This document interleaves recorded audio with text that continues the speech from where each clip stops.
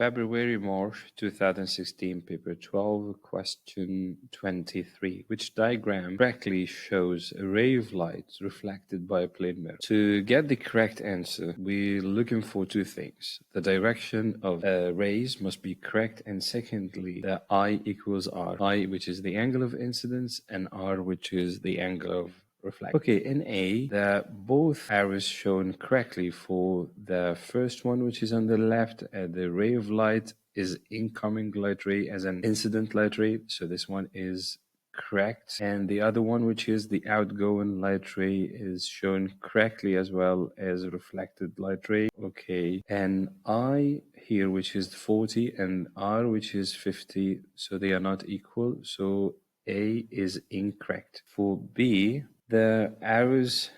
these arrows shown correctly as well, but the B, he did not give us the value for the angle of incidence. So how can I find out the angle of incidence?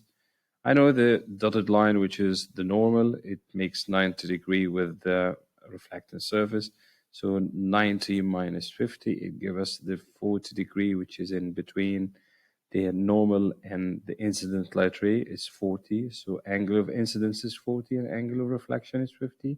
So they are not equal as well. So B is incorrect. For C, we check in the arrows, so the arrows shown correctly, and it did not give us the angle of reflection. So the angle of reflection, how can I find out? Again, which is 90 minus 40, as I had before in B, give us 50, 90 minus 40. So 50 is not equal to the angle of incidence, which is 40. So I does not equal to R here for D, and again, he did not give us he show us the arrows correctly, but the angle of incidence is unknown. So again, as I did before in the previous case, which is B, 90 minus 50 again, which is 40 degree, and here the I equals R. So the correct answer is D.